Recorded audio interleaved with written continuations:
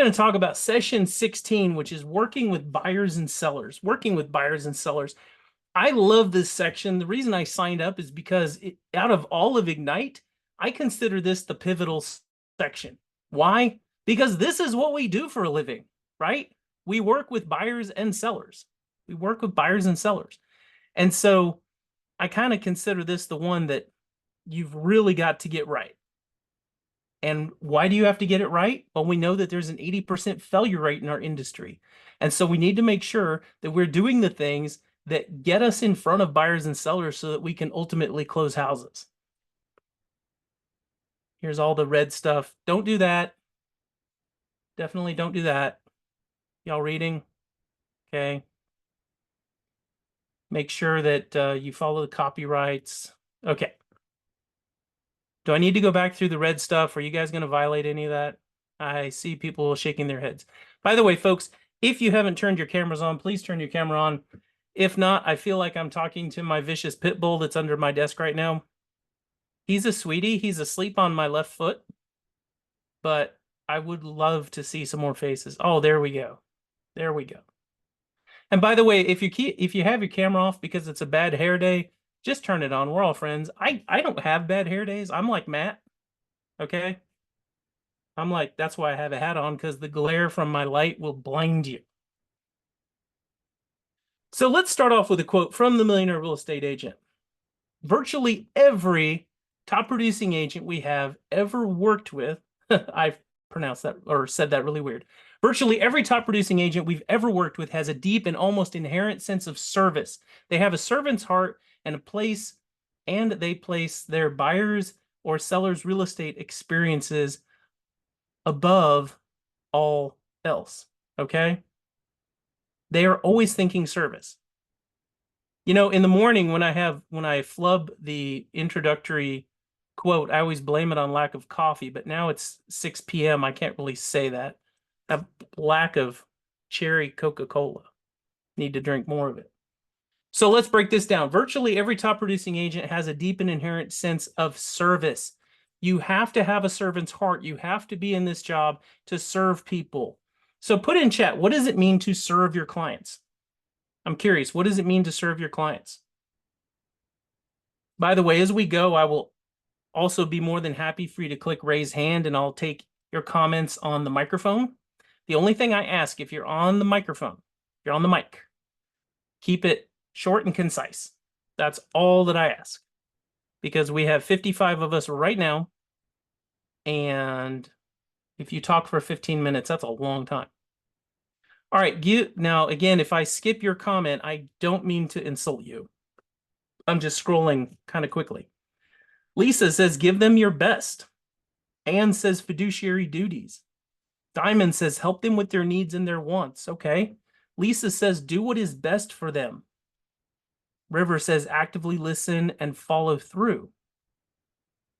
Jita says, put your best interests for your client. Wilfredo, give them your best. Lisa, treat them the way you want to be treated. Okay. Arnie, help them understand the process, put them at ease, provide options and solutions. So, servant, to be a servant, we are serving our clients. We are finding out what they need and what they want, and we are doing our gosh darn best to provide that to them, right? I've been a real estate agent for a very long time. I've been a real estate agent for, doing the math, 23 years, okay? 23 years. And the reason that I succeeded in real estate is because I approached it right from the beginning as service. It was easy for me to think of it as service because my previous career was all about service. I was a law enforcement officer for 11 years. I was a police sergeant, SWAT team member, training officer, and my job was to serve the public. So when I got into real estate, I just took that same attitude and put it towards real estate. We have to always think service. All right, let's see. I think I missed a couple. Got Wilfredo. Let's see. Keep their best interest number one and focus on, or your number one focus. Cindy said, help clients reach their real estate goals with integrity. Yep. Lisa said, treat them the way they want to be treated. Absolutely. Wilfredo said, thank you. You're welcome. You know what I really appreciate? I really appreciate the first responders who are taking care of the Carolinas right now from all over the country. They've been doing an amazing job. So we need to start when we're thinking of service, we need to start by thinking of great agent and client communication. Communication is the backbone of everything we're going to talk about today. So we need to start off by thinking about what can we do for great communication? Because first of all, great communication provides a strong foundation for a sustaining relationship. Okay, a strong foundation. You know as well as I do, if you don't have a strong foundation for something, then you're just basically going to let it fall apart. Okay. Let me click something real quick. I'm going to unenable the waiting room so I can let everyone in without looking every 10 seconds. There we go. So we need that foundation because if we have a strong foundation, we can build a sustaining relationship. And by the way, I have relationships with some people I sold houses to 20 years ago. So we've got to start off with a great foundation because we can build upon that. Second of all, great communication sets and manages expectations proactively. Okay. If we set and manage the expectations proactively, then we can do it throughout the transaction. And by the way, if you don't set expectations, if you don't set the expectations, then somebody else is going to set them for you. Keep that in the back of your head. If you're not setting expectations, somebody else is going to. Number 3, great communication creates peace of mind for your clients. Now, I'm not going to ask you what you had, but has anybody in here ever had a health scare?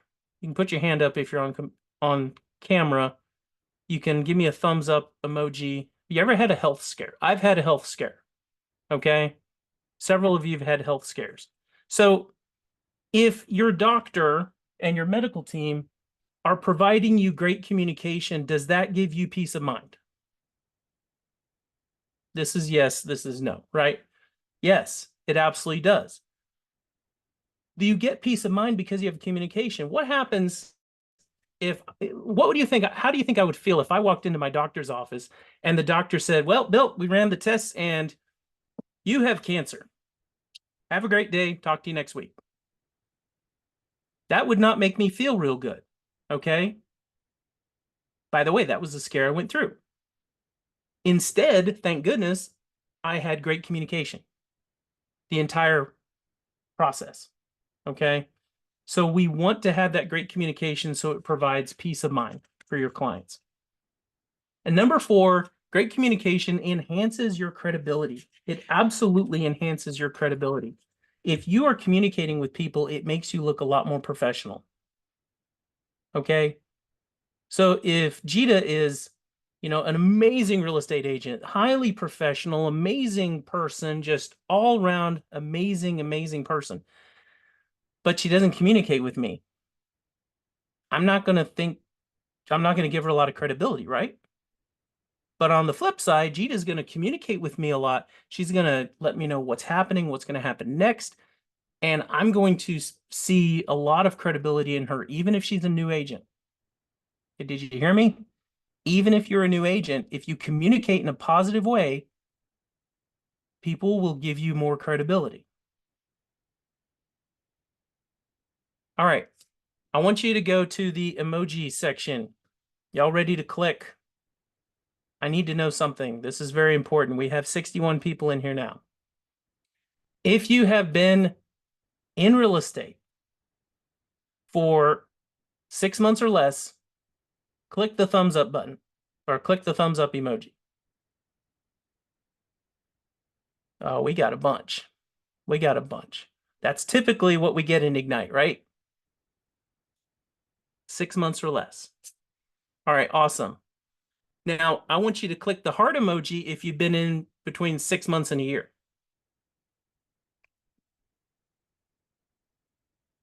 Where's the heart emoji? Got one. Thumbs up is easier. All right. I want you to click, let's see. Now that thumbs up has died off, click the thumbs up button if you've been in from 1 to 5 years. I have to go between emojis because it hangs around for a little while. Matt's got 1,000,000 thumbs up. I love that. Awesome. All right. Now click any emoji you want if you've been in for more than 5 years. I got the party. Yeah. Party emoji. Awesome. I like to know where we are. Typically in these classes, like I said, we have newer agents, but sometimes we have people who are reigniting their careers. And that's why it's called Ignite, right? We ignite your career at whatever level you're at. So let's move on to the 3 levels of service. Now, with the 3 levels of service, we talk about purpose, the value proposition, and fiduciary. So with purpose, people who really master service have a clear understanding of why they should be hired and can articulate it to anyone at any time. Now, I'm not asking you to call yourself out, but think about it. Can you articulate to anyone why you should be hired right now? For a buyer, for a seller, for an investor, probate property. If not, make a mental note, something to work on. Great service starts with a clear purpose for why somebody should work with you. If you aren't clear on why somebody should pick you, then that's really where you need to start. And then we move to your value proposition. Your value proposition is where you can translate the services that you provide to people and why people should hire you. Okay? You translate all of that into a specific set of services and benefits that you're going to provide to people. Think about your value proposition. You created it earlier in Ignite. I'm tripping over my own tongue now. If you can't clearly delineate what those services are right now, then that's another thing to work on. And that's fine. It's better to know what you don't know than to be completely ignorant, right? And then number 3 is fiduciary. With fiduciary, highly productive agents provide a level of service based on their commitment to act as a fiduciary for their clients. One of the first classes I took at Keller Williams, 2005, the beginning of 2005, was fiduciary versus functionary. And we're going to talk about that a little bit today. And what's the difference between a fiduciary and a functionary? See, with the agents who understand fiduciary, they place their clients' interests above all others, right? Even their own. A fiduciary brings a level of care and trust to the relationship that a functionary agent can't bring. It's impossible. So maybe unmute. Let's get 1 or 2 answers for the difference between a functionary and a fiduciary. Who wants to jump on that one? You don't have to raise your hand, just unmute.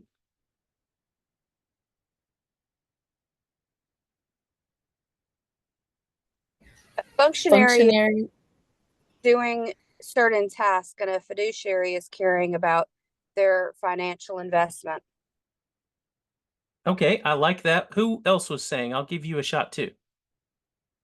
Yeah, functionary is pretty much like a to-do list, and fiduciary is more so like close-knit, like an actual person that wants to help and try their best. Yeah, I like both of those. So again, functionary is you are doing you have a specific task relationship with your client. Okay? You are doing tasks. Like they give you a list, 1, 2, 3, 4, you're done. Fiduciary is a high trust relationship with clients. It always puts their needs above all else. So we are working in their best interest. Functionaries, they don't work in your best interest. They're they're not trying to go against your best interest. They're literally just completing tasks, right? Fiduciaries, on the other hand, are, they build that high trust relationship and they're working for your best interest. Awesome. Now, dual agency, if dual agency is legal in your state, please understand it very deeply if you're going to do it. I'm not going to get into it because some places allow it, some places don't. But remember, whatever you're doing in dual agency, if it's allowed, your fiduciary commitment to your client comes first. Okay? And sometimes answers I give in classes like this where we have people from all over the country is talk to your broker or talk to your team leader. So if you don't understand dual agency, absolutely talk to your leadership team and they can walk you through it. All right. So let's move into setting expectations. You know, I mentioned something very important earlier. If you don't set expectations, somebody else will. Here's a very easy explanation. Let's say I list Matt's house, or I'm listing Matt's house. Sitting at the listing table or the dining room table with Matt, and we're talking about what I will do for him. And I say, well, we're going to communicate with you quite well. And Matt's like, great. All right, you're hired. So the first week I have the property listed, I communicate with him twice that week. And the second week I communicate with him twice in that week. And then Matt calls me and says, Bill, I have a problem. You told me you would communicate with me quite well, and I only hear from you twice a week. Well, it's my fault for not figuring out what quite well means, like setting the expectation. So let's change the script. I sit down with Matt and I say, Matt, I would like to communicate with you at a level that you're comfortable with. How many times do you want to hear from me each week, whether or not I have any news? And Matt says, well, I'd like to hear from you 3 times. Okay, and Matt, does that include a text message, an email, a phone call, any of those 3? He's like, well, I'd prefer just text message and phone call. Okay, so now I have set the expectation that Matt will get 3 texts and or phone calls every week, minimum, right? Guess what I'm going to do? I'm going to communicate with him 4 times that week because I'm going to set the expectation and I'm going to exceed the expectation. Now, the majority of people, they only want to hear from you once a week if you have no news or whenever something comes up. Like if I get an offer on Matt's house, obviously I'm not going to look at my list and say, well, I communicated with him 4 times this week. You'll have to wait. That is not going to happen. Okay. So Matt might tell me, well, 1 time a week sounds fine. Okay, great. Now I'm going to communicate with him at least twice. You need to set the expectations before you can exceed them. And if you don't set them, somebody else will.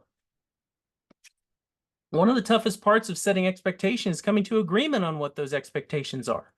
I gave you my example with Matt in the communication. If he would have said, I need you to call me every day and text me at least twice a day, 7 days a week. Well, now that's excessive. So I'm going to try to figure out how I can make it acceptable for both of us. Okay, and I will. I mean, we'll figure out a way. Number 2, let's talk about the transaction process. A key component to educating your clients is to educate them on the transaction process. Okay, educate them on the transaction process. One of the most powerful things that I do with folks is to start at the beginning and go to the end. Okay, just the timeline that you see on your screen, I go over this with my clients. This is important because you can show people kind of what comes first, what you don't have to worry about, you know, and answer their questions along the way. So we start with partner with an agent, which of course is me, right? And we end with the closing. And well, actually we end with post-closing because I'm going to tell folks, let's see, who can I pick on? Diamond. If I'm listing Diamond's house, I'm going to say, now, I know the last thing on here says post-closing. That's because once we close the house, I'm not going away. I'm still going to be a resource for you for, you know, as long as I can. We always remind people of that. How about time expectations? We want to set time expectations with folks. This was it for any of you who were agents in 2020. Okay. Our COVID agents. Woo! Yep. We all survived, right? I got the t-shirt. Literally, I have a t-shirt that says that. Things were crazy. We had to set time expectations with our clients because here's what would happen. A house would hit the market. Our clients knew that if they didn't see it in the next couple hours, they weren't going to get an opportunity to put an offer on it for a while.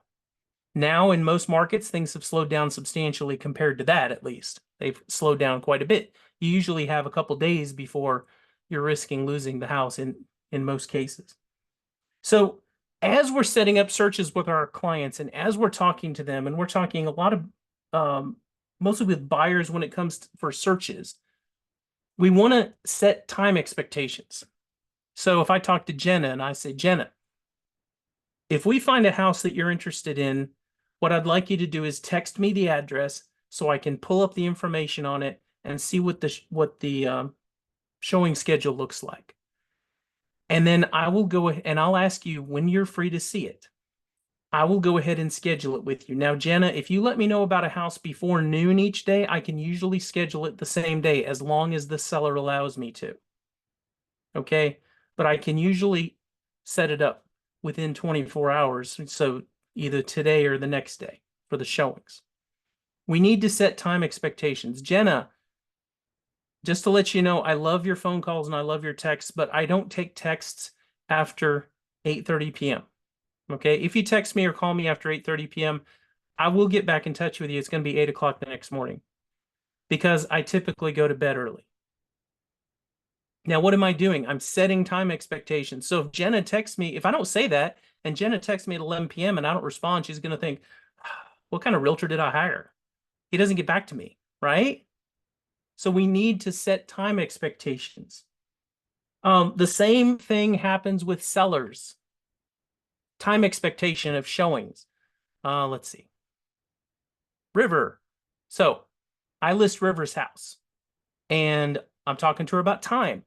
You know, River, we're probably going to have several showings. What I'm going to do with each showing is I will contact the agent for the first 3 business days after each showing, starting at 9 a.m. the next morning to try to get feedback. And as soon as I get the feedback, I will let you know. I want you to understand that I probably won't have feedback the same day that they show the house. The agent probably won't say anything unless they want to make an offer. So I will get in touch with them as quickly as I can. The other thing I want you to know, River, is that some agents, they just don't respond to my calls or texts. So I'll try 3 days, but after that, I'm going to chalk it up to somebody who's rude and won't give me feedback. Set the time expectations with your sellers. What about document expectations? Documents are pretty important. Think about the NAR settlement that we just went through and all the things that changed as far as documentation. Hopefully, for those of you who've been in real estate for more than a few months, you already were doing buyer agencies before you went out and showed houses to people. I'm just saying. But now you have to really make sure that your T's are crossed and your I's are dotted.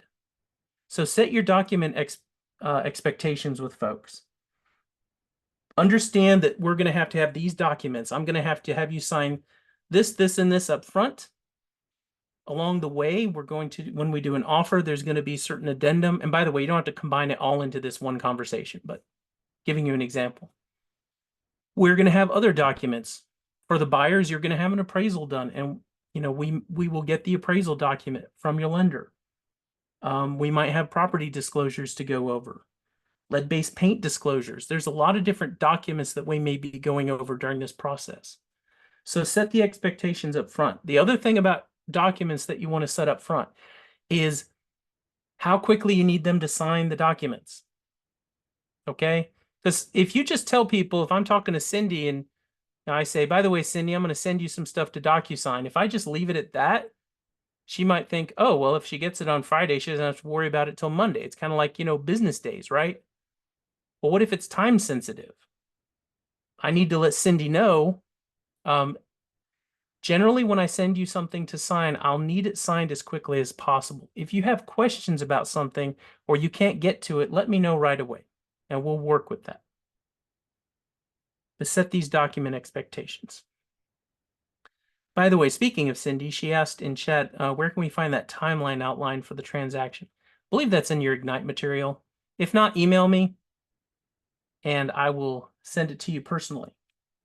And if you don't have it, there's my contact info again in chat.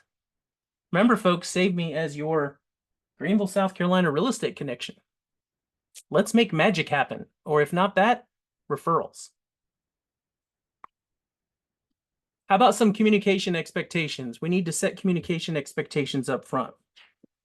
I already told, this was my example earlier, so I'm not going to go too deep into this one. But a couple things you do want to set. What are your time frames for when you communicate? You know, when do you cut it off, in other words? How often will you communicate with them? What do they prefer? Put your hand up right now or click thumbs up if you're not on camera. If you prefer text over everything. Anybody prefer text? I got a bunch of hands going up and thumbs going up and all kinds of things happening. All right. So a lot of people prefer text. Then I need to know that if I'm going to communicate with you, right? So Wilfredo prefers text. I need to know that. Now, River said it really depends. That is 100% true. For instance, if I have a problem to work out and I'm working with Arnie, I'm not going to text Arnie. Arnie, I think the deal might be blowing up. That is not a text to send. Sorry, Arnie. Folks, these are the kind of things we have conversations, vocal conversations with folks, right? Because we need to have that voice inflection, the pauses, the tonality, all these things, they're important. If Arnie's telling me that doesn't really matter, and that's what he texts me, well, how do I know if he's saying that doesn't really matter? Like he just kind of blows it off and doesn't care, or he's like, that doesn't really matter, end of the world type thing, right? We need to have these conversations with folks. The other thing you want to understand is if your folks have anything that's going to impact their time to communicate. So do they work a job where they don't have their phone? I work with a lot of first responders. That's my biggest group. Surprise, surprise, right? Because of my background. And a lot of them are sleeping during the day. So understand if there's something that impacts their ability to communicate. I had a client recently, she was a surgical assistant. You can't have your cell phone in surgery. They frown on that, right? I could just see that. I was getting surgery the other day on my knee. I would just love to see that happening. Okay, scalpel.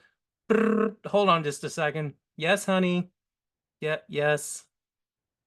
And then what happens if the doctor or the nurse gets really ticked off at the phone call they just had? Now they're upset, hands are shaking. They're like, let me just cut this guy and be done with it. No, I don't want that. Set contingencies. Oh my goodness, the things I can say about this one.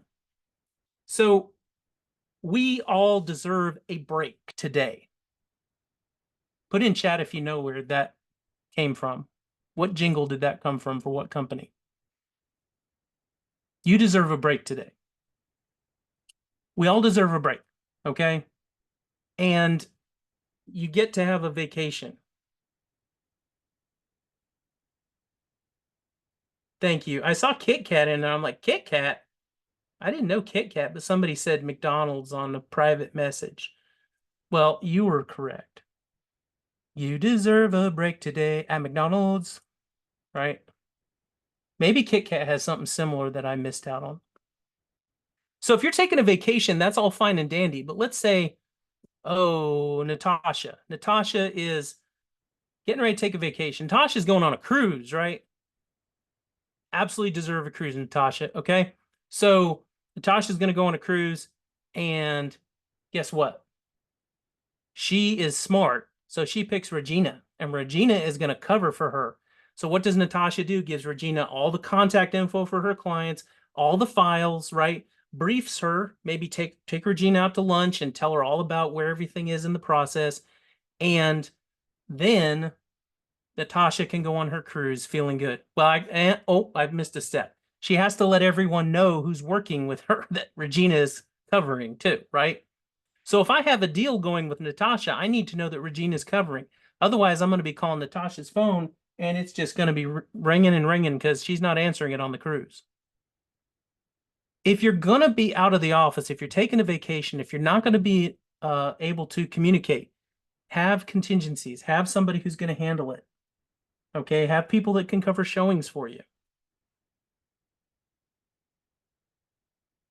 By the way, anybody have any questions? You can always put it in chat if you do. Or you can click raise hand. You'll pop to the top of my screen. Happy to let you know. Number 7, we need to set up-to-date market expectations. By the way, now I see, give me a break. Yeah, give me a break. Give me a break. Break me off a piece of that Kit Kat bar, right? Right, okay. There we go. So we need to set up-to-date market expectations as well.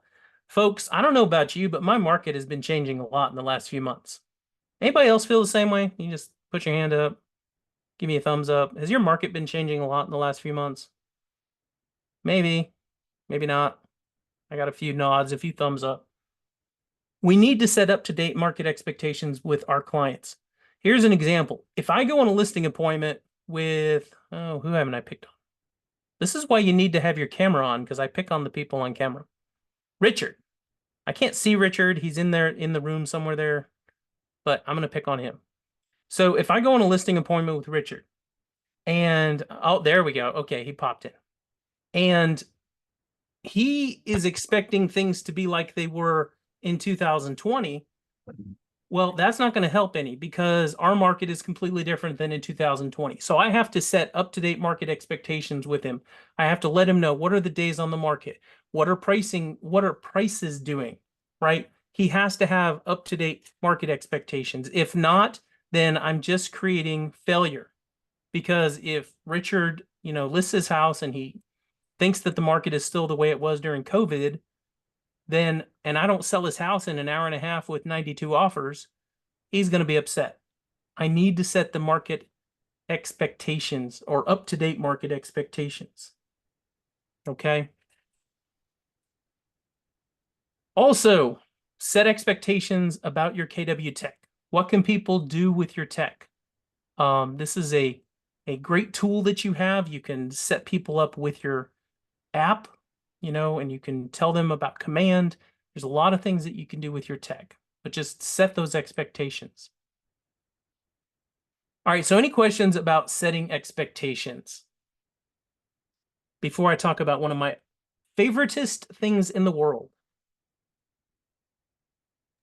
Can you just give an example of how to set an set an expectation of KW Tech? Yeah, absolutely. So a lot of people will search on many different websites. Some agents, they don't like that. They want to keep them on their own app. I personally don't really care. However, what I do say is, Diamond, if you use my KW app, you can go on there, you can click on properties. I will get to see what you're saving as favorite properties. So that's going to help me work with you, Diamond. So if you try to limit your browsing to what's on the KW app, that will allow me to work better for you. Now, if you find something on any of those other websites, all you have to do is let me know what the address is, and I can go ahead and pull it up. Does that sound good? That's what I'm doing as far as expectations. Thank you. Absolutely. All right, let's talk about 3 steps to gaining referrals.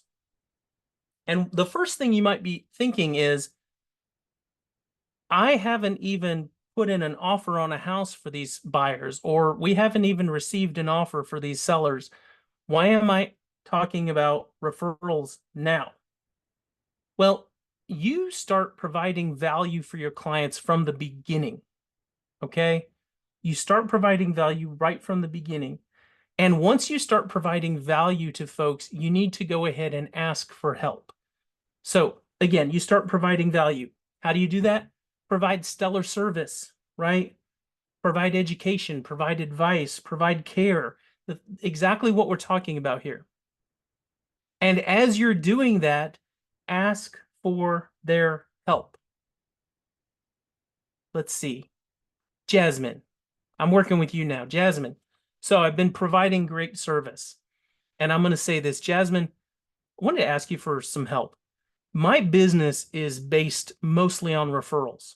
And what that means is people that know me and love what I do for them in real estate, they refer me to friends and family and people that they know that are looking to buy and sell a house, or buy or sell a house.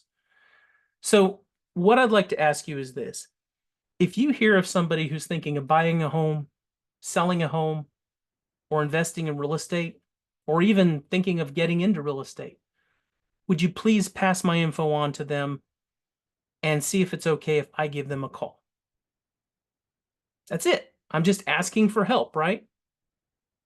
Because and by the way, it is that simple. You can literally say, I rely on referrals. If you know anybody who's thinking of buying or selling, I'd be so grateful if you could let me know. That's it. You don't have to memorize any long paragraph long scripts or anything. It's just that simple. So provide value, ask for help, and then reward. You want to reward the behavior, not the closing. So Jasmine says, yes, I know a friend of mine named Cynthia. She wants to buy a house. I'm like, that is awesome. Thank you very much. And I'm going to send Jasmine a nice handwritten thank you card. And I'm going to probably put in like a coffee shop gift card for maybe a cup of coffee or something. Check with your broker as far as what you can give, because you can't reward people with something that is financially substantial, because that's bad, right? I can't say, Jasmine, good job. Here's $1,000, right? Appreciate that. Appreciate it very much. Now, what if I go to Cynthia and Cynthia doesn't qualify for a mortgage? Well, I don't want to punish Jasmine because Cynthia didn't qualify for the mortgage, right?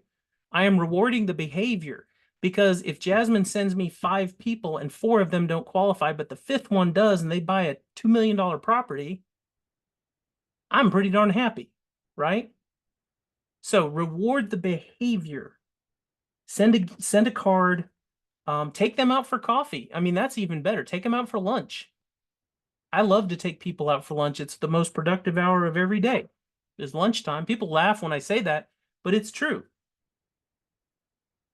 So always ask for referrals right from the beginning. What about reviews?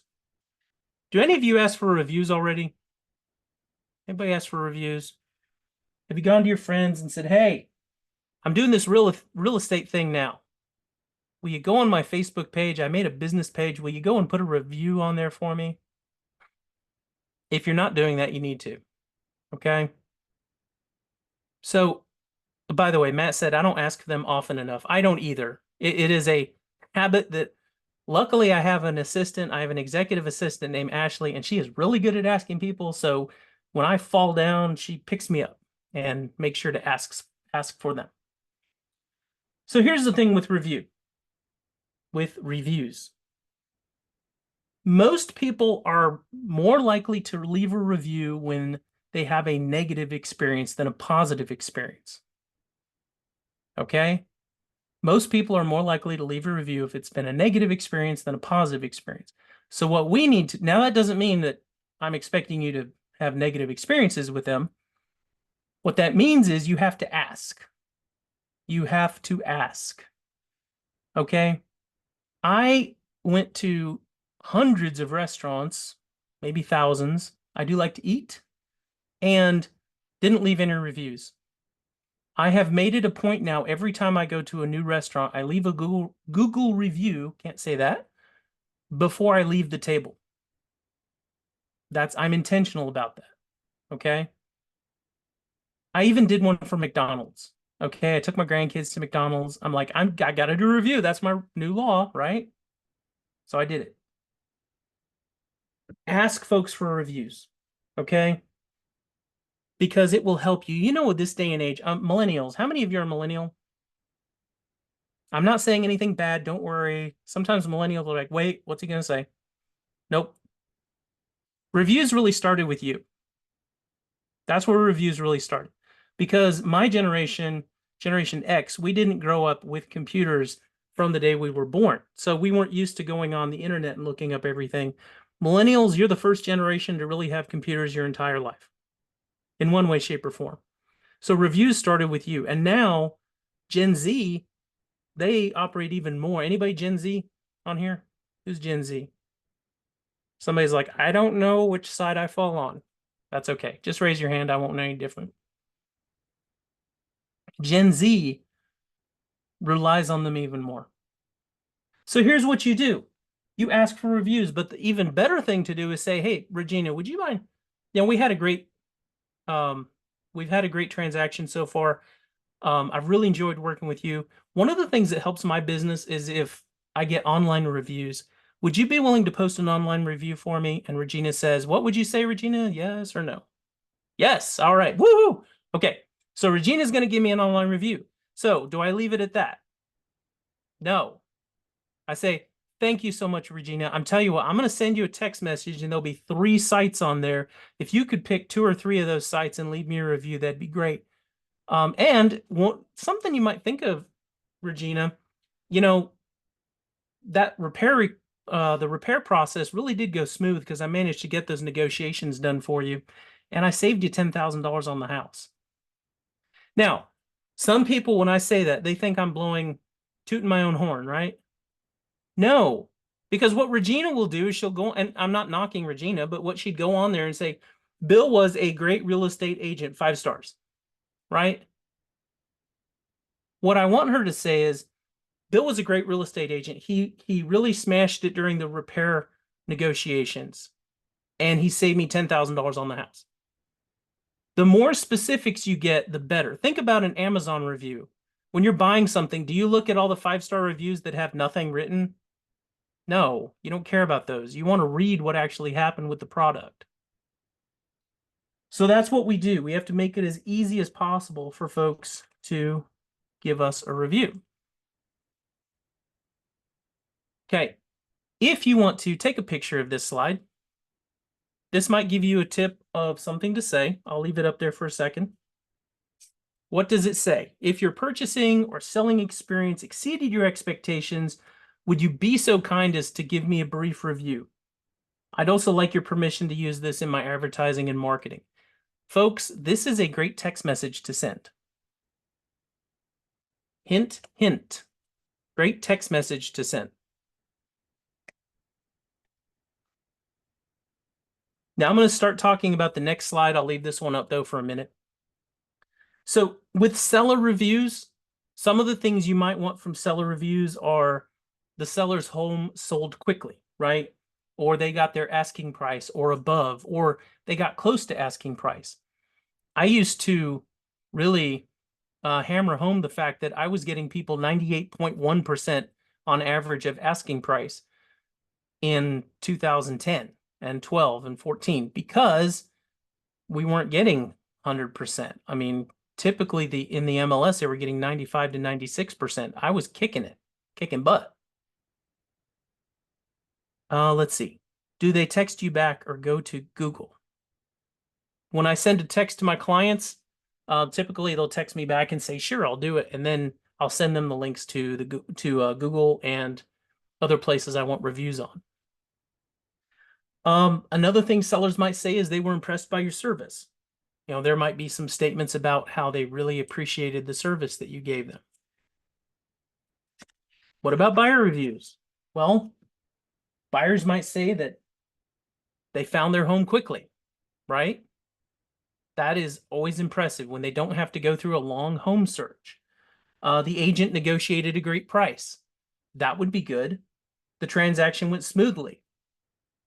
Maybe you as the agent negotiated some great concessions.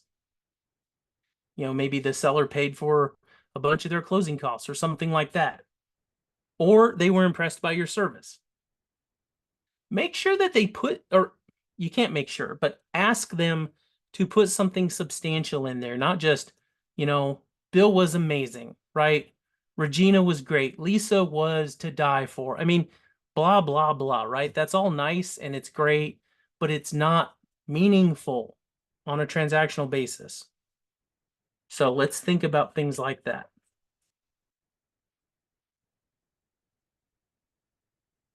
All right. Do you guys have any ahas so far? Ahas? Actually, let me do some ahas at the end. Don't worry about ahas right now. If you started typing one, you can still put it in there if you want. But let's do a little more of this. And again, if you have any questions, please let me know. All right. So let's move into something a little different and talk about success with buyers specifically. Before we can really look at how to get success with buyers, we have to understand, what do buyers want from us? And I got a question. Ashley, go ahead before I get into this. And again, keep it brief and to the point. Oh, you're muted. Sorry, can you hear me now? I can. Okay. Hi, how are you, Bill? Good. Good. I had a question regarding the reviews. So I'm a new agent, so I haven't quite set up like my business page yet on like social media. So would you recommend until I do have that set up to like ask them for a written review like via email that I can like use like later on my website, or like how would you recommend it if that website or the review website isn't quite yet? So I would ask them for all the above. First of all, a couple things that you guys want to make right from the beginning are your Google My Business page and your Facebook business page. Okay. And that way you have places to send folks right away. Now, if you don't have any of those, Ashley, then what you can still do is get people to give you testimonials. Okay. Right? So you could say, I tell you what, I don't have my business page up yet. Could you give me a testimonial? And we're asking for very similar things, right? Ashley was amazing. She helped us buy a home within the first month of looking. She negotiated a great price for us and took care of the negotiations for, whatever. They're going to say something really nice. Okay. You can use that as a testimonial on Facebook, on your personal Facebook page, your business Facebook page, whatever. And then once you set up that business page or set up that Google My Business, guess what you do? You reach back out to them, right? Say, Okay. hey, guess what? I just set up my Google My Business page. Can you go ahead and send me or do a review for me? I'll even send you the link. Okay. So that's Perfect. what you do. That's a good Okay. question. Thank you. You're welcome. All right. So again, what buyers want most from their agent? This comes from the 2021 profile of home buyers and sellers from the National Association of Realtors. And the question that they ask in this study is, what is the one thing you want most from your agent? Because if you look at this list, most buyers are going to want everything on here, right? But this is what's most important to buyers. And the vast majority say they want help finding the right home to purchase. 13% say they want help with negotiating the terms of sale, and 11% want help with price negotiations. So basically 24% love help with negotiations. 24% is other. There's a lot of others on there, but these are the most important things. So you want to know what buyers want most. Well, there's the top 3 things right there to keep in mind. When we're doing a needs analysis with our buyers, we want to dig down deep with them, okay? And there's some questions that you're going to ask. By the way, you have a buyer guide that you're going to be using with your clients, and we'll go over that in Ignite a few sessions down the road. But in that, we're going to have a buyer needs analysis. There's some great questions. I'm not going to read all these because you can read them just as well as I can. I love the first one, though. Who will be living in this home? List adults, children, and pets inhabiting the space. Remember, we have to abide by fair housing. We cannot, and by the way, I say we have to abide. Everyone should want to abide by fair housing.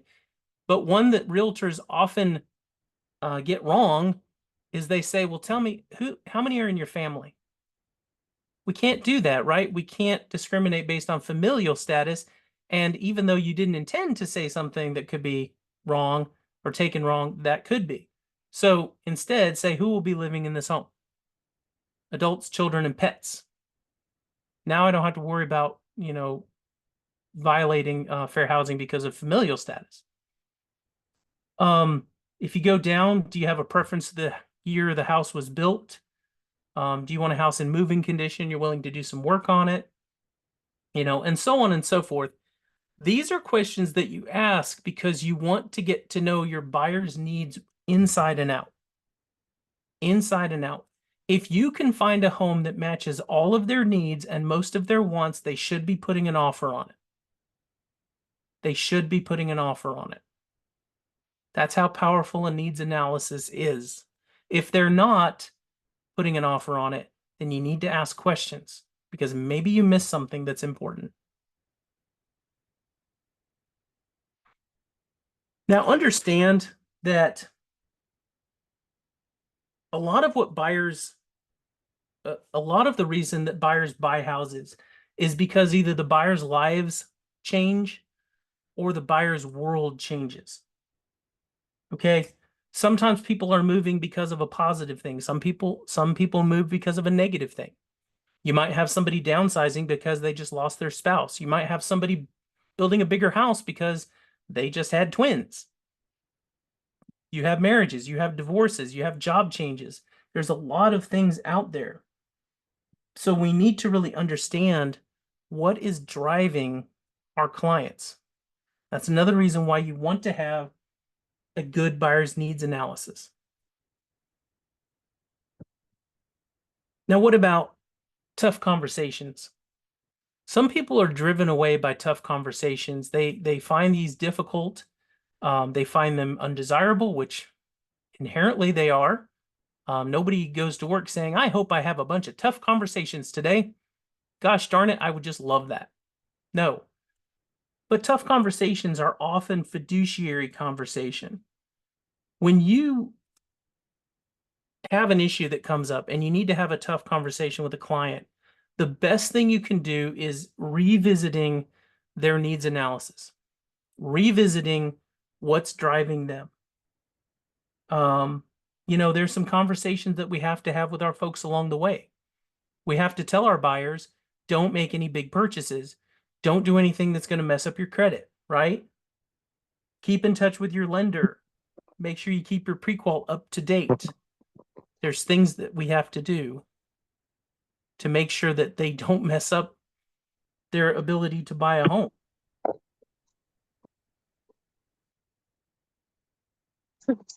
We also need to show houses based off of a needs analysis. Okay, we've got to show houses based on a needs analysis. Now, I know some of you are going to say, well, I need to show all the houses my buyers want to see. And that's true. However, we should be making sure that they see the houses that fall into their needs analysis more than any others. If there's 50 houses that a client is interested in and 5 of them match their needs analysis perfectly, which they never do, but let's just pretend, I'm going to show those 5 first. I'm going to show those 5 first. Because one of two things is going to happen. Either they're going to put an offer on one of those 5 right away, and then I don't have to show houses for days and days and days. Or they're going to see the 5 that perfectly match what they're looking for, and then everything else is not going to it's not going to cut it. And that's going to show them that they need to go back to those first houses. And hopefully they haven't got under contract yet. Now, if you are choosing houses for your client to see, then obviously show them the ones based on their needs analysis first.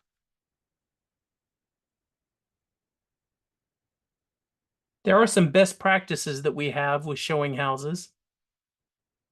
First, show only the best properties for your buyer. And again, this is if you are choosing the houses. Make sure when you're showing the houses, you have the MLS listing with the pricing info and key details and disclosures already printed out. If you use an iPad, that's fine. Again, I'm Gen X. I like paper because I like to put paper in people's hands. There's just something about the physical touch of paper. And mark the properties on a map. I mean, you could literally, map it out. You could print it out. You could send it to them as a link in Google Maps. You can answer location questions as you go or as you're at each property. Make sure that you're knowledgeable about the property and the neighborhoods that they're in. That's also very important. Because if they start asking you questions about things and you don't know the answer, it's gonna show a little bit. Now, here's the best thing you can say.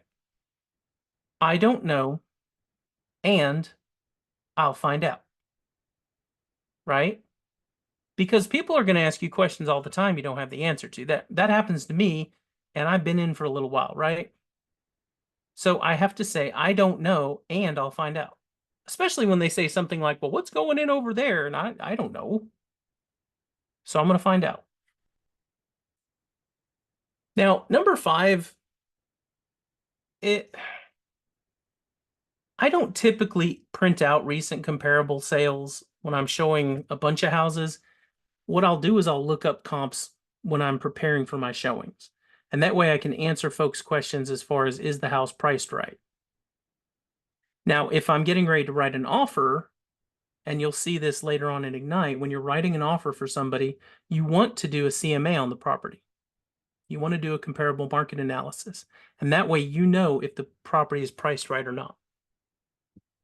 And then obviously when you're walking through, you want to point out potential issues or concerns with each house. Be careful how you do this. I don't know about you folks. I am not a contractor. I am not an inspector. I am not licensed in any of those things. But what I can do is point out a brown spot on the ceiling, right? And if somebody asks, well, why is that there? I can answer to the best of my ability and follow it up with, that's definitely something I would have an inspector look at, right? Make sure not to go beyond the purview of your expertise. It's kind of like how we don't give legal advice unless you're a lawyer. Yeah, don't do that. Point out things that are potential issues and concerns, but be careful how you answer.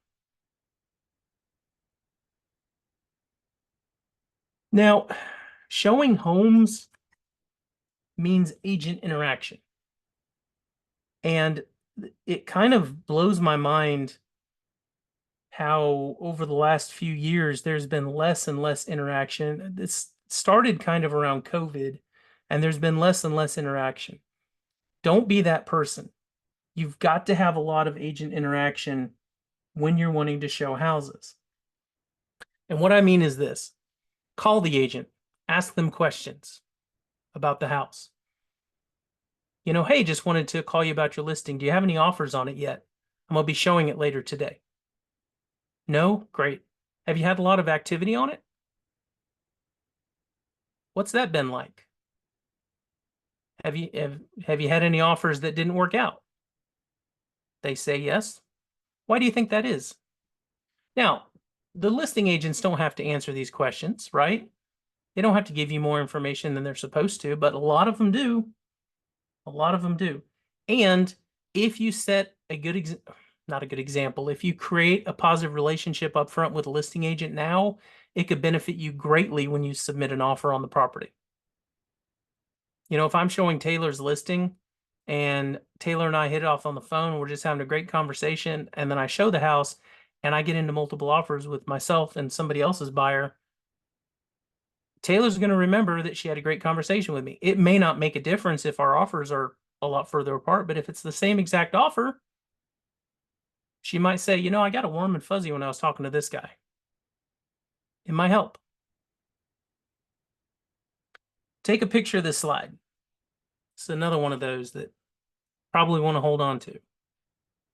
Have a home tour toolkit with wipes, all the paperwork you need. Yes, I bring paper copies of paperwork, all the forms. I have a file box in my truck. Have a map. How many of you actually have a paper map in your vehicle?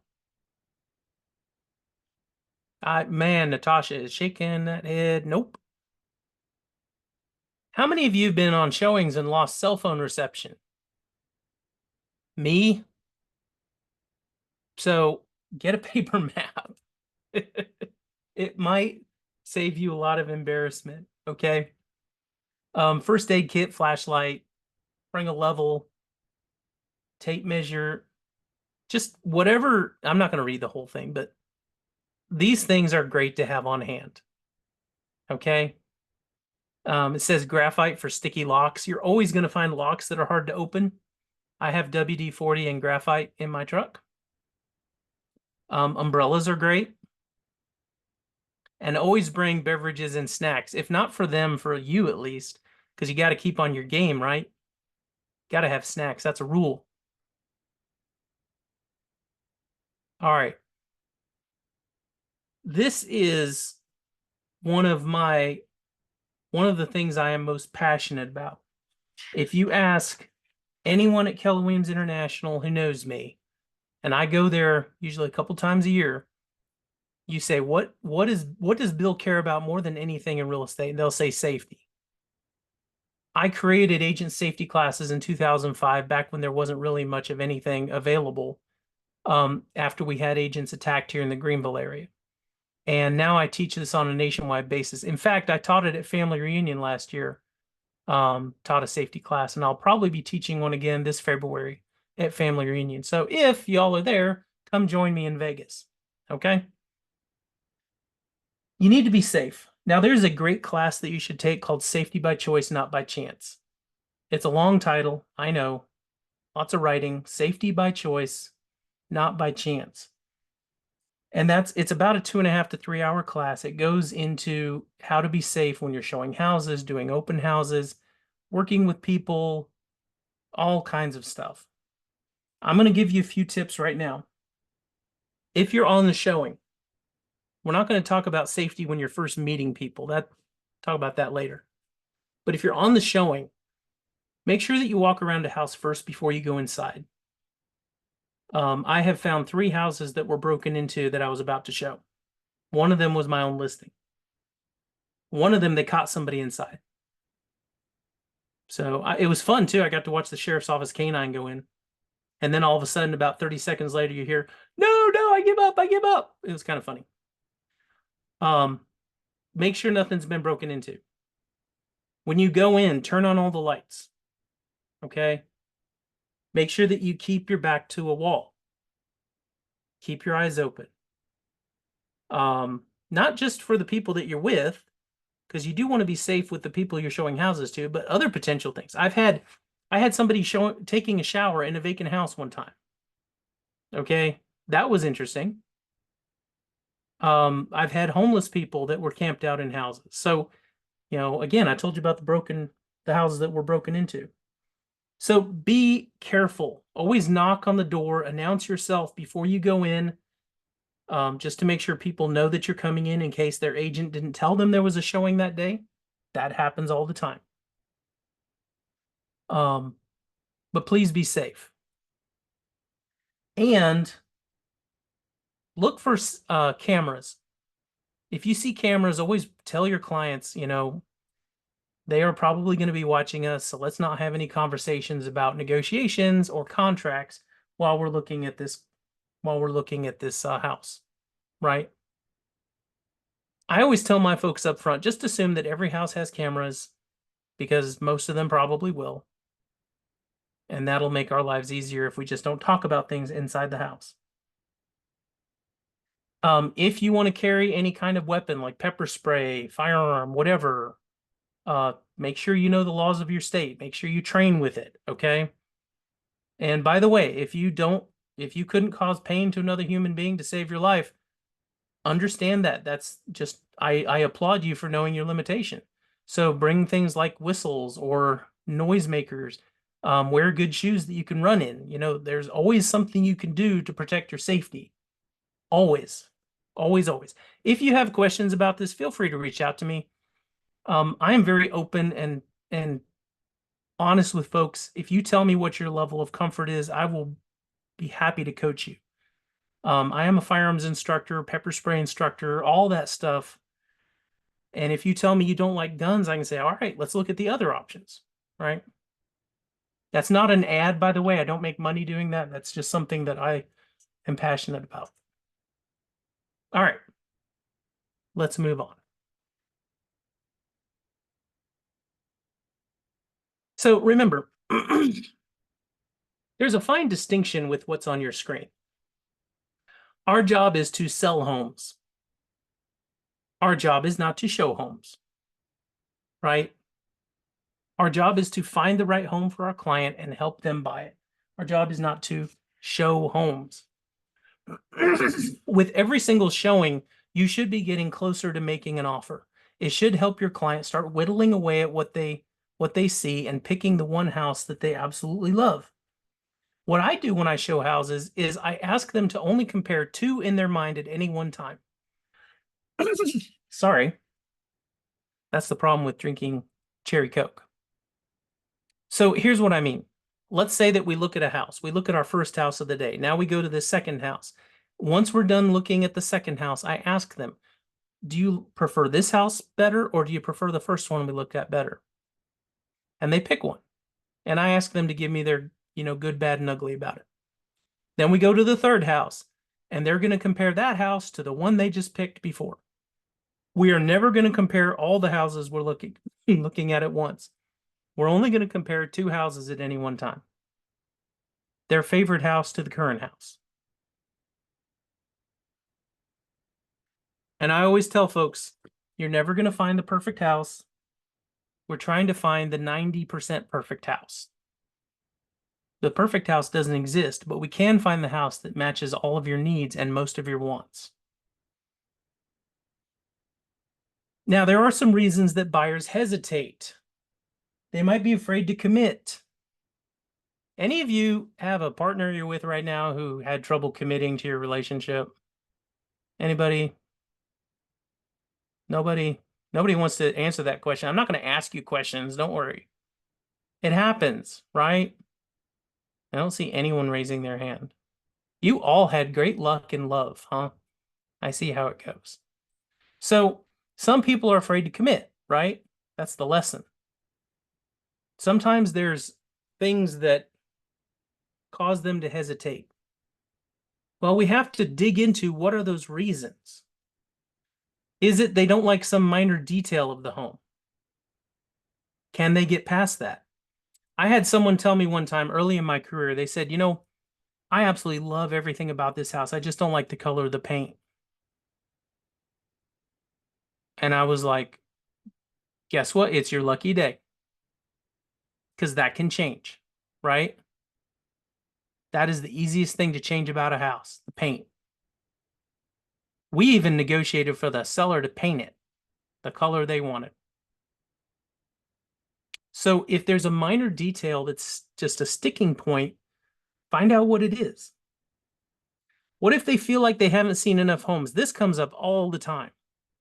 Well, Bill, we love this one. I think we want to make an offer, but we'd like to see a couple more just to make sure. You know what? I completely understand. Just understand this. Any point now, that house could go under contract. I'm not trying to twist your arm, but I want you to understand that if you go and you look at a few more houses, you might be giving other agents time to show that house to potential buyers. So just keep that in mind. And the reason I tell you that is I don't want you to be upset with me if tomorrow that house isn't on the market anymore. All right? I'm not an arm twister. I don't twist people's arms, but I do want them to understand the consequences or potential consequences of waiting. Whoops. Almost time to click, not quite. Number 4 is the same as that. They need to sleep on it, or they need to get the opinion of a trusted source, something like that. Same thing. So that's fine. I understand wanting to sleep on it. I'm just curious, what are you wanting to sleep on? Let's talk about it, right? Or if they want to get the opinion of a trusted advisor, that sounds great. Can you call them right now? Let's see what they say. Now, there's a way to say that without being pushy. If you sound pushy, they're not going to like that. But you just say, I completely understand. There's people I would call to get their opinion too. You want to give them a call right now while we're standing here? That way you can walk through the house with them if you want. Get them on FaceTime.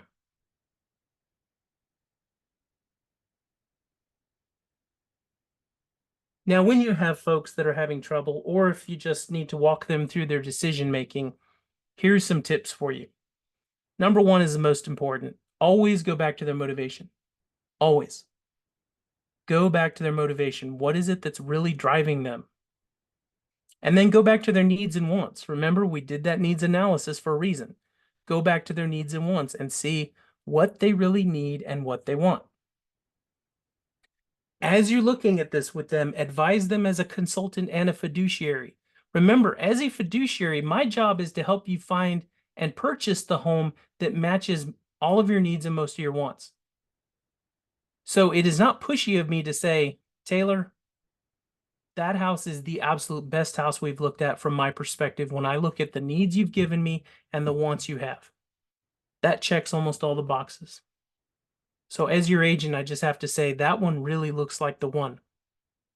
Now, I'm not going to make the decision for Taylor, but I can say that because I am her fiduciary.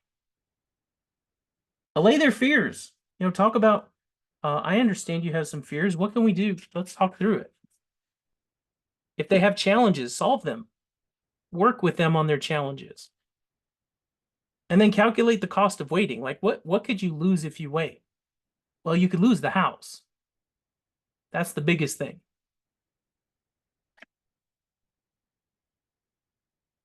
All right. Any questions? We're going to talk about sellers now. We're moving right along too. We got 42 minutes left. Are y'all having fun? Is this working out? Arnie likes it. Cindy likes it. We got Christopher likes it. I see a few people. Wilfredo said lots of great stuff. Got a heart and some hearts, some thumbs up. Awesome. All right, here's what I want you to do. I want you to go into the emojis, open up all the emojis, and I want you to click on your favorite emoji. I want to see what you come up with while I go to the next slide. Give me your favorite emoji of all time.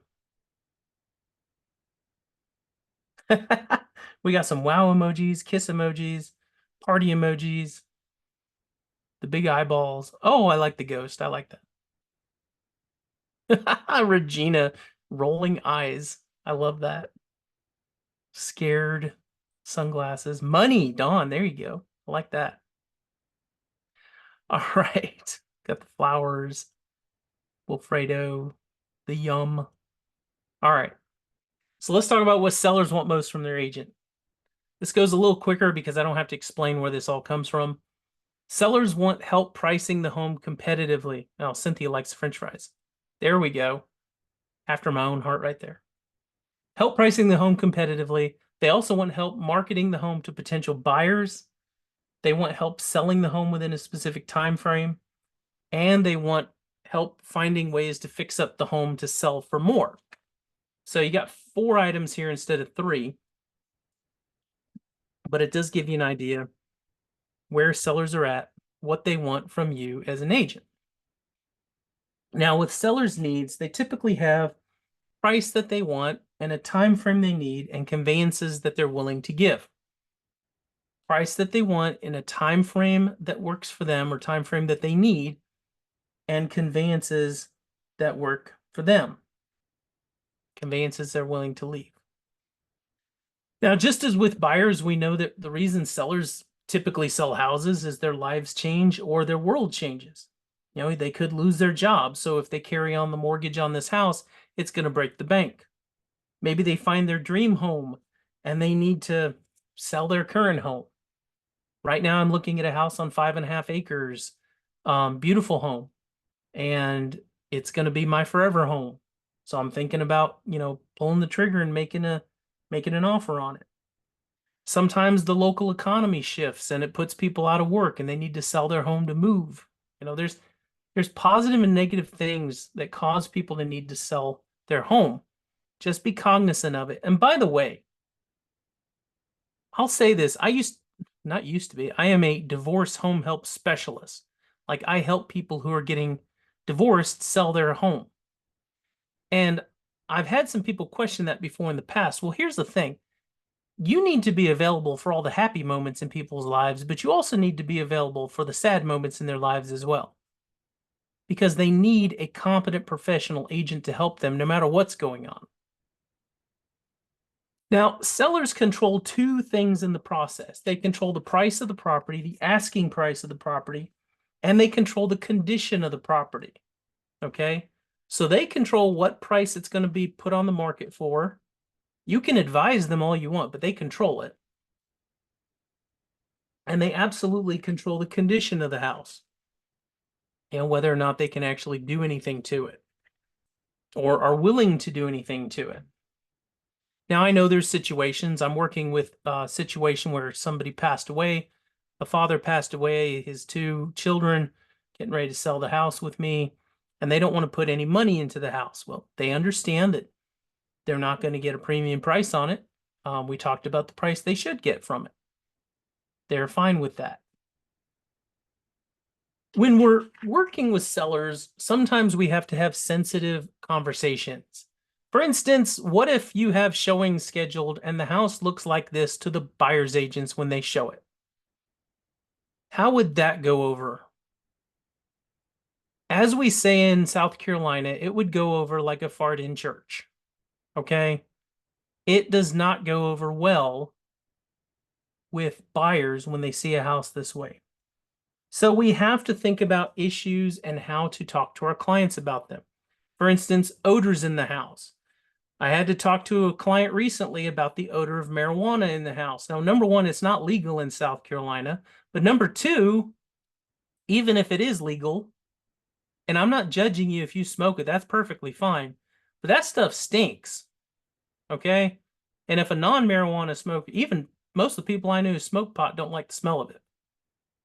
You might have to have a conversation about odors, pet odors, smoking, drugs, that kind of thing, cluttered conditions, deferred maintenance, if they have animals in the house that need to be removed, if they have illegal activities in the house. I showed a house one time to a police officer client of mine, and we found where they'd been growing marijuana. That didn't go over as that well. Actually ended up buying the house. Didn't go over well. And we had a laugh about it with the listing agent. But there's a lot of things that can be there. Cash or jewelry in the house, guns in the house that are not secured. These are conversations you have to have with sellers. So think about how to approach that. Typically, I look at it from how am I going to help them meet their needs with this situation. So I'm going to say something like, take this picture, for example. One of the things you want me to do is help you sell your house for the most amount of money. And the only way we can do that is if the home is in as good a shape as possible. I understand sometimes you get rushed, sometimes things are tough, but you do need to make sure that the house is looking good whenever buyers come into it. So if there's any dishes that haven't been done, make sure you do them. If there's any clutter that's out, make sure you pick it up real quick. It'll make loads of difference on the showing. Okay, somebody needs me to go back 3 or 4 slides. There we go. All right. I'll talk about the next slide and you can write that down real quick. So just like with buyers, we need to have great agent and client communication. And it's for the same exact reasons. We want to have that strong foundation for sustaining the relationship. We want to set and maintain those expectations proactively throughout the transaction, right? We want to create peace of mind for our clients and we want to enhance our credibility. So we want to make sure that we have great communication with our folks. All right, can I go forward? Almost. Give you one more. Okay. By the way, folks, as Ashley showed, don't be shy to ask if you need me to go back, right? Now, what happens if a client violates fair housing laws? This is not fun. Now, knock on wood, I need to find wood. There we go. I have not had a seller violate fair housing laws. I've had 2 buyer prospects that came to me. Both of them said the same thing. Now, prospects, we hadn't signed them as clients yet. And they said, I really want you to help me find a house as long as it's not in a neighborhood with fill in the blank. Okay? And they named a race of people. And I said, bye-bye, can't do that. I will not violate fair housing. So what happens if you do have a client violate fair housing? Remind them of their obligations. By the way, this is sellers. Remind them of their obligations under the Fair Housing Act. That should be in all of your listing agreements. You have to remind them of it. Typically, what I tell people up front, I don't really care anything about the buyers of your property except that they're qualified to buy it, right? That's the only thing that matters. And it's the only thing that should matter to you as well, Mr. and Mrs. Seller. Number 2, if they violate fair housing, discontinue representation of them and talk to your broker immediately. Okay, make sure you talk to your broker because you might have to do some forms to discontinue that relationship. Just depends on where you're at. Make sure you fully document the situation and then consult an attorney if you need to. But your broker is going to be able to walk you through that situation. I've had some people that talk to me about situations they were in with fair housing. They are not comfortable situations. If you have somebody who's going to violate them, then my advice is to just get out as quickly as possible. But follow what your broker says. Because no commission is worth your reputation. You will find out later at Ignite that one of the most important things people look for in a real estate agent is their reputation. If you get a reputation for violating fair housing, that is not going to go very far, or it's not going to take you very far. Remember, we have to follow our Y4C 2 T's. Win-win or no deal, integrity, do the right thing. Customers always come first. By the way, if you don't have these memorized, start memorizing them.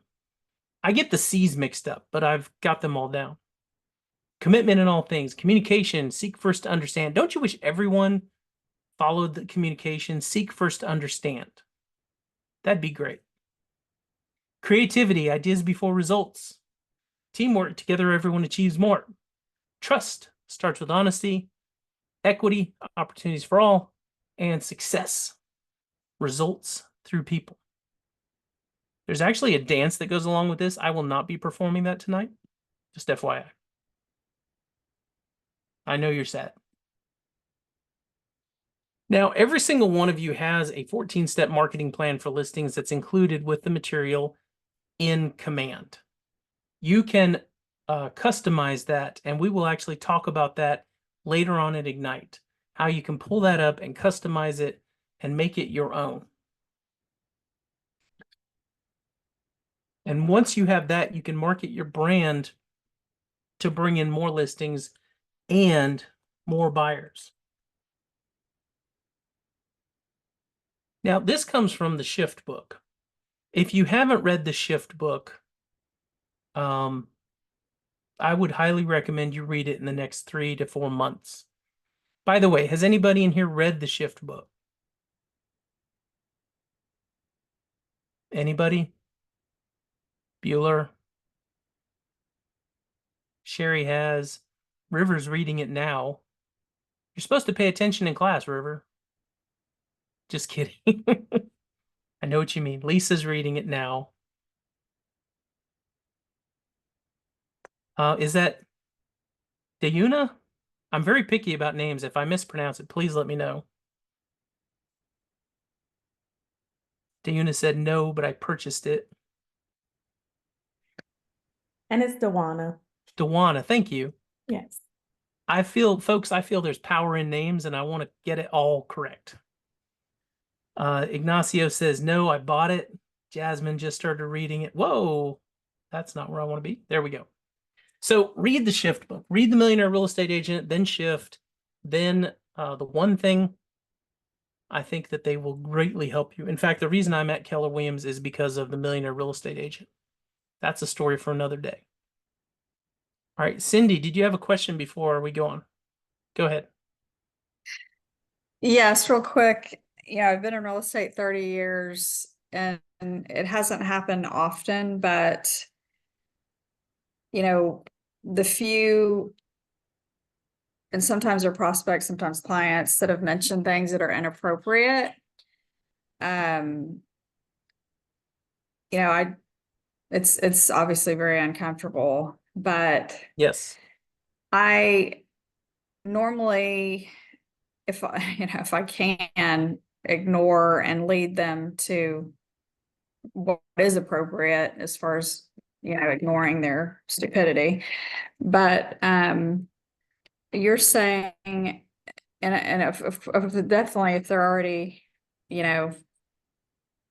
being represented by me, but you're saying instead of that you should just like end the representation altogether versus I would trying absolutely to, not want to work with anyone who's going to cause me to lose my license. Yes. yeah, So I'm going to talk with my broker, number one, and then follow my broker's advice, which is probably going to be to end the representation. And if I don't represent them, I am absolutely not going to represent them because I'm not going to work with anybody who is going to want to violate fair housing. Fair housing. Yeah, absolutely. right. Okay. All right. Yep. So, as the shift book says, the message that you put out to attract prospective buyers and sellers is everything. Everything. And think about the second part. Why would they want to contact you in this market? And then what would they get if they did? Okay. These two questions are at the heart of all effective messaging. Why would people want to contact you in this market? And what would they get if they did? Okay. We need to think about these questions. And let me go back there for a second. So if somebody contacts you in the current market, what are you able to give them? Are there skills that you need to work on? Do you need to improve something? Because it's becoming a necessity. One of the skills that I'm recommending everyone learn right now is how to do a short sale.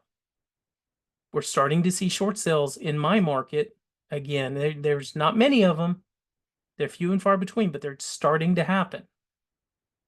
And I was a short sale specialist back in 2000, well, probably 9 is when I started doing them. So think about skills. Is there anything you need for your current market? Along with that, think about your MLS listing. Your MLS listing reflects your brand.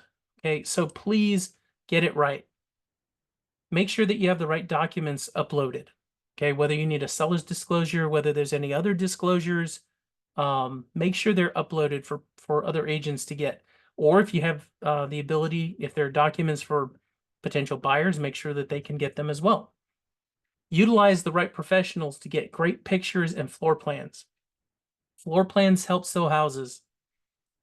Don't take pictures with your cell phone, folks. Just don't.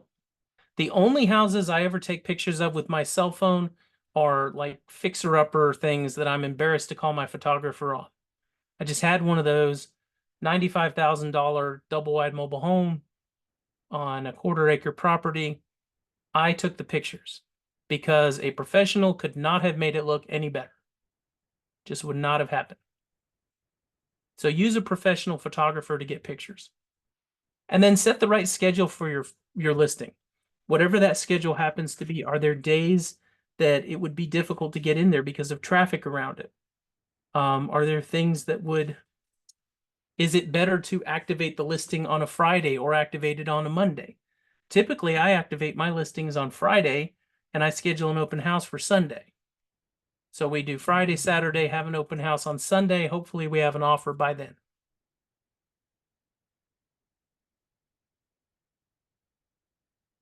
Also, make sure you have proper signage on your property, okay?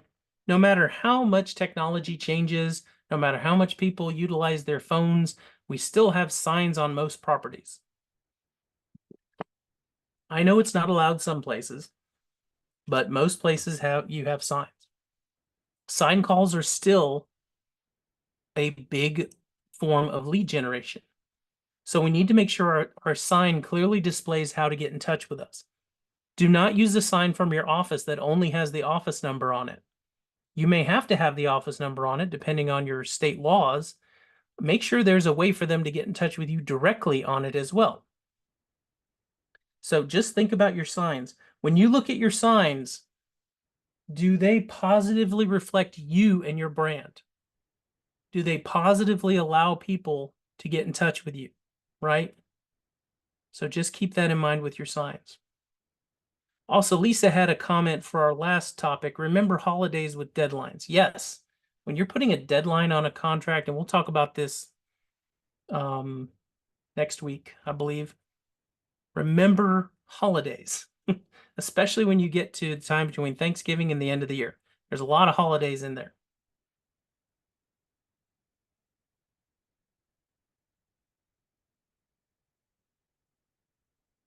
There we go. All right, now let's talk about success with agents. Okay, success with agents.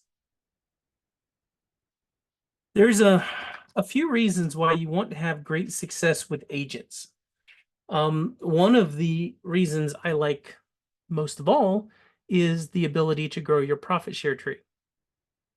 I like to build great relationships with agents because of profit share. Eventually, they may think of joining Keller Williams, and I might be able to help them do that, and they might name me as their sponsor. So always think of the opportunities that you might have in the future. Another opportunity you might have is that you may be working with them in the future. So you want to have a great relationship with them now so that you can build on that. I've known some people for a couple decades now that have been in the real estate business as long or longer than me, and we've built some good relationships.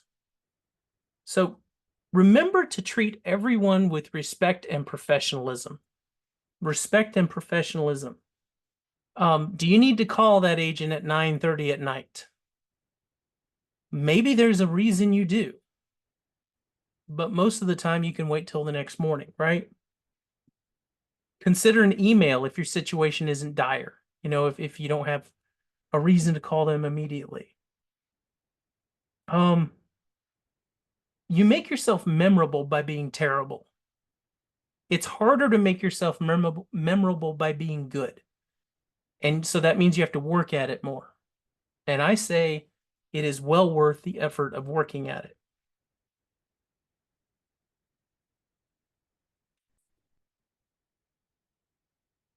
Oh, a couple other things I want to mention. I almost forgot. If your MLS listing and all your instructions and everything are accurate, then it will help other agents so they know how to deal with you. Do the same with them. Read the instructions, read the MLS, any notes to the agent. Did you read all the instructions before calling to make an appointment? Did you read all the instructions before you submitted an offer so that you submit it in the right way for them? Did you check as a listing agent? Did you check that you put the correct directions to the property, that you put you answer all the questions that your colleagues have, that you have commonly desired information in there, like what type of water does the house have? Well, public water, what? Think about common questions. Will the house qualify for FHA? Do you know what FHA means? If you don't, get with a good lender and find out what the FHA qualifications are for a property. Will it qualify for VA? Will it qualify for USDA rural housing? Get to know these things so that you can answer these questions for other agents and help build those positive relationships. Because I'll tell you, if I have a VA buyer and Arnold tells me that, yep, the property, it's not going to qualify for the VA appraisal, I appreciate that because now I'm not going to waste my time on it if it's not going to qualify for the VA appraisal. Whereas if he says, I don't know, you may as well show it. Well, now I don't. Now, if it's kind of questionable, of course, what Arnold would say is, it has this and this that may bring up red flags on the appraisal, but, it might pass too. Let's go ahead and show it. At least he's being open and honest with me up front. And again, I started with this. And I'm going to end with this for this section. Remember profit share.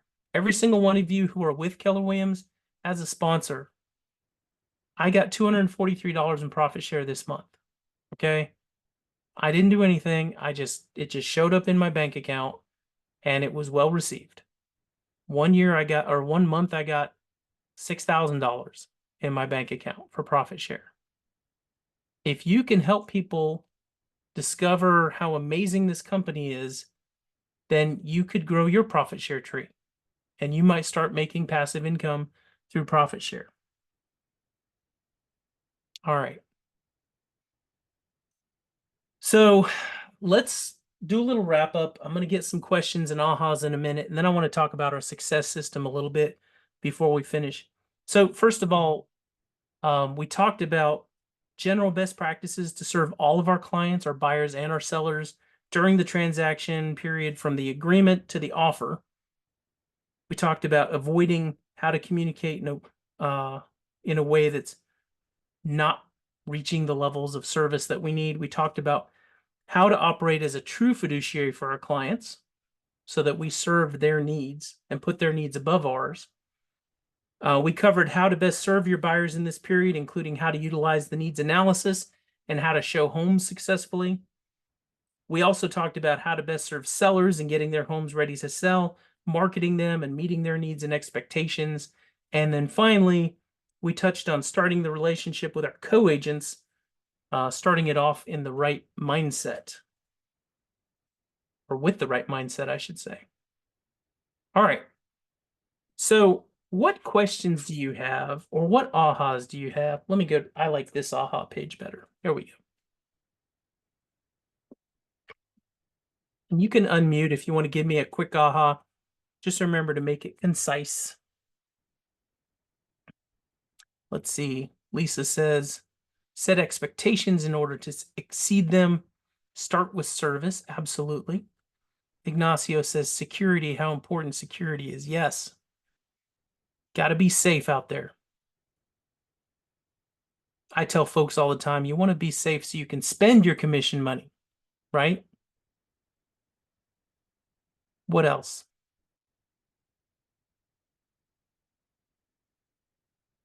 There's 70 of us. I know you have some ahas. River says, always keep your back to the wall for safety. Yes.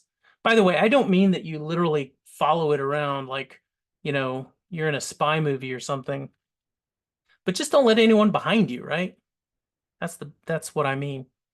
Lisa says, get meaningful reviews. Jenna says, remember to follow up with reviews. Absolutely. Anne says, about building a rapport with the listing agent. Gita says, showing homes means agent interaction. Yep, got to talk to folks. Lisa, having some tough conversations with our buyers and sellers.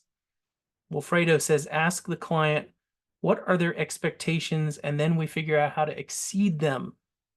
Yep, absolutely. What else do we have? By the way, I tried to put this in a few times. There's my contact info again, so you don't have to scroll way up.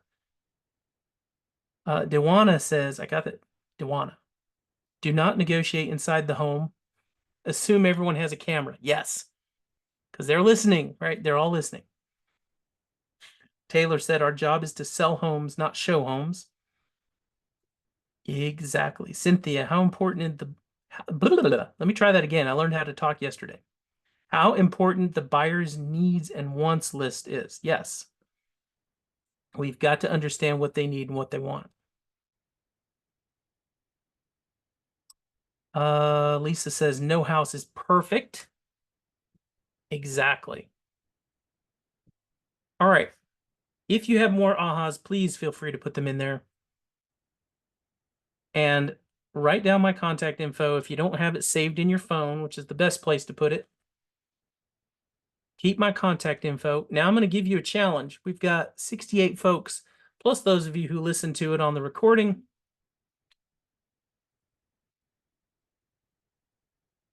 You guys want to get referrals? Maybe a couple of you do. So here's the challenge. You have my contact info. It's in chat 3 times. Send me your contact info in an email. Normally I do it on text. If I have like 20 people in here, there's 70 of you. So let's not do that because my text will blow up. Send me an email with your contact info. Make sure to tell me where you work. What are the major cities you work at or work in? And I will add you to my referral database because I love sending referrals to newer agents because you sometimes work harder, right? Send me your contact info in an email. Make sure you title the email Ignite Referral or, you know, took your Ignite class or something like that. So I'll know it's not spam and I'll open it. And I'm going to put you in my referral database. Now, that doesn't just mean me. That means if anyone asks me for an agent in your area, I will have you in my database as somebody who took one of my classes, and I will refer you out. So go ahead and send me that email. Don't forget it.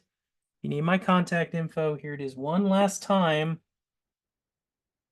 You can also follow me on Facebook, subscribe to the No Magic Pills podcast on YouTube, follow me on Instagram. You can't really friend request me on Facebook because I'm at that, like at the top, my magic 5,000 friend limit, but you can follow me. I wish I had like 25,000 friends. All right.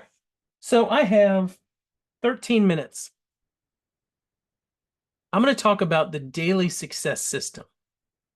Now, as you know, this is something you should be doing every single day, 5 days a week, to start building your business or reigniting your business or wherever you happen to be in your business. These are the activities that will cause you to make money and cause you to build your business. So we want you to do these activities above almost everything else. Let's talk about it. So 10 conversations every day. 10 conversations every day. That means that you need to have a meaningful text conversation, a meaningful phone conversation, or a meaningful in-person conversation with 10 people every day about real estate. Now, a lot of people shut down on me right there when I say that. They're like, oh gosh, sounds like work. By the way, it is. Now, if you don't know why I did that, why I did this, because that's where my microphone is, even though you can't see it on the screen. My green screen covers it. Folks, it's not hard to have this conversation. How many of you have a dog in here? Okay, because I love dogs. All right. Frickin' Arnie. Arnie. All right, unmute for a second. What's your dog's name? Trinity.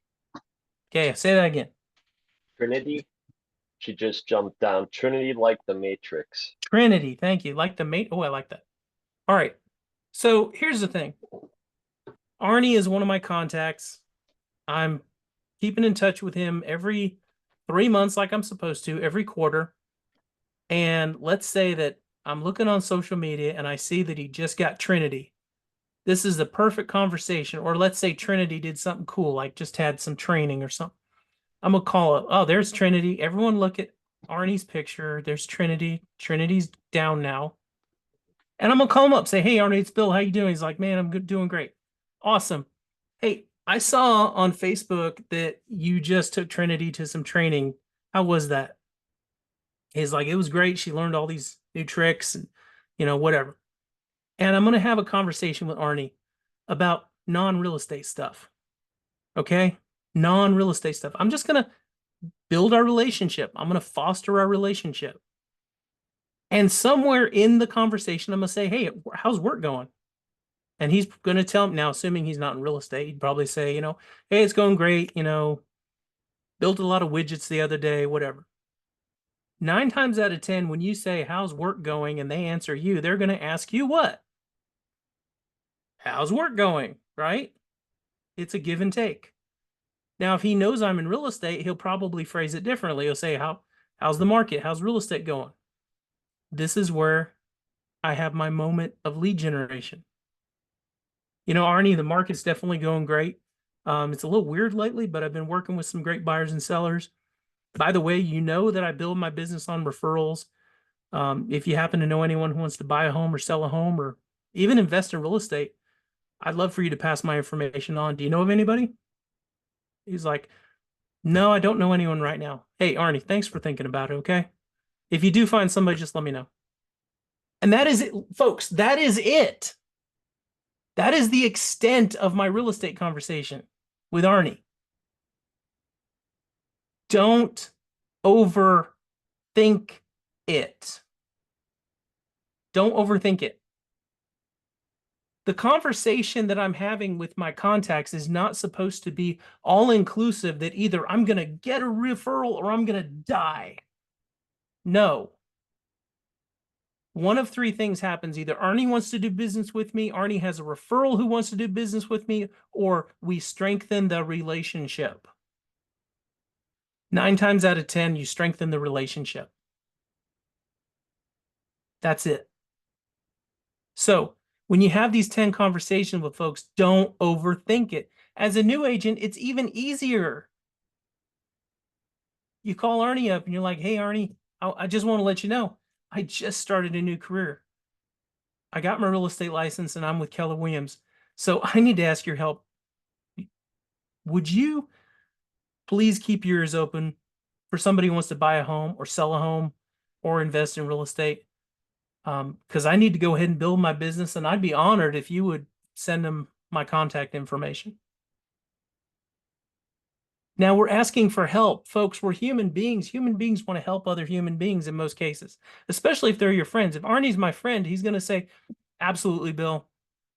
He might even say, you know, if I say, I need some help, he's going to be like, what can I do? And I'm going to tell him, this is what to do. All you have to do is keep your ears open. All right, Ashley, you got a question or comment? Go ahead.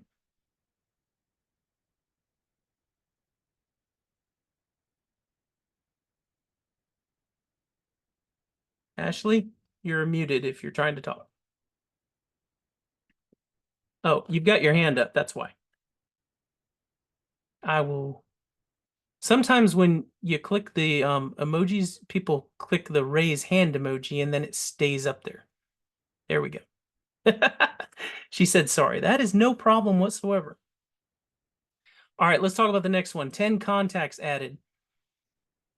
This to me is the hardest one to coach people on. You've just got to be out there trying to find folks, whether you're getting people through social media. Of course, in the beginning, you're just adding all the people that you know in your database, all the people that you know in real life. There's some exercises you can go through to try to add more people. In fact, there's a class called Your Business is Your Database. Write that down. Your business is your database. If you want that class in your market center put on by me, just contact me and give me your team leader's info. I'll reach out to them.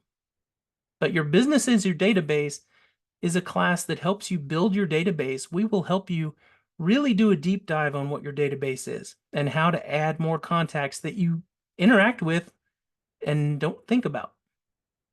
That's one part of the class. So here's a way to get contact info. Go to target rich environments, go to a strip mall and go in about 10 o'clock in the morning when the business is not very heavy and talk to all of the owners and general managers of the stores. I like to go into, I don't want to go into chain stores. I want to go into places that are owned by, you know, a local person. And I'll ask to talk to them and I'll say, hey, my name is Bill Kennedy. I'm a local realtor here and I've seen your business. I just wanted to get to know more about it because I refer my folks to all kinds of businesses, you know, depending on what they're looking for. And the owner of a property, or I'm sorry, owner of a business is going to tell you about their business. And then typically what I do is I say, you know, by the way, can I get your contact info in case anybody's looking for your service? And they're going to give you their contact info. And that's how you get their contact info and put it in your database. Now, you don't leave it at that. You also say, by the way, I build my business on referrals as well. If you happen to run into somebody who wants to buy a home or sell a home, or maybe even invest in real estate, I would love for you to pass on my contact information. Would that be okay? They say, sure, give them your contact info. Now, that's not where it ends. You have to keep in touch with them, obviously, just like you do anybody else. But that's how to get them added to your database. All right, I have 4 minutes. I'm going to get these last 2. Handwritten notes. Folks, the handwritten note is more important than ever because we have very little actual interaction that's not electronic these days. Think about it. We used to get notes, at least, well, I'm Gen X. Okay, we used to get notes. I have notes that I wrote or that I received in college. Notes from my mom. Now it's just family that might write you. So get you something like this. It's hard to see on my green screen behind me, but this is a tub full of blank note cards. Okay, I have 3 of these sitting next to my desk. Unfortunately, one year I let everyone know that, hey, if you don't know what to get me for a gift, just buy me some blank note cards. And guess what I get all the time now? So send handwritten notes. I just had a conversation with Arnie, right? As soon as I call somebody in my database, guess what I do? I send him a handwritten note. Now I wait a couple days and put it in the mail so that he doesn't get it like 2 days after I talk to him. I want him to get it about a week later. And he gets a note from me. Hey, Arnie, it was great talking to you. Hope Trinity does great. Let me know if you need anything. Bill. I throw one of my business cards in. That's it. It's 3 or 4 lines. It is not rocket science, folks. But when you get a handwritten note from somebody when you get a handwritten note from somebody, it gives you a warm fuzzy that they took the time to write to you. Right?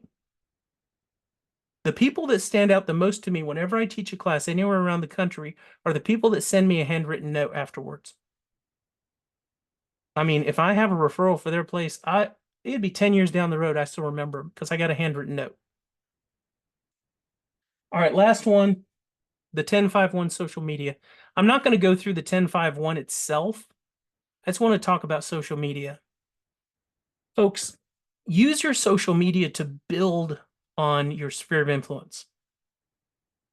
You have access to people from all over the world through social media. Okay? So start trying to build relationships online. You can comment on people's posts. You can post your own things to get interaction. There's a lot you can do. If you follow me on Facebook, check out what I do. It might not seem like I'm building my real estate business, but I am. I just asked a question last night. What was it? What was a painful lesson to learn? That was what I posted last night, and I got a bunch of responses. That has nothing to do with real estate, but what it does is it builds the engagement that I have with everyone. So think about your social media and think about how you can use it to build your relationships with folks and your engagement. All right, I can't tell you any more because we have 1 minute left, and I want to give you a nice closing. A closing prize. Not really. First of all, remember, folks, to send me an email with your contact information. I will add you to my referral database so that myself or anybody that I run into who needs a referral in your area will get your contact info. Follow me on Facebook, subscribe to No Magic Pills because it's going to be awesome. We're interviewing entrepreneurs, not just real estate, talking to them about their success and more importantly, how they got past their failures to be where they are today. And as always, if you ever have any questions or you need me, if you want to reach out to me, you want to run something by me, please feel free to do so. If you email me, it might take me a couple days to get back to you, depending on where I am with my business. I will get back to you though. All right, any parting comments? Last second, you have 32 seconds.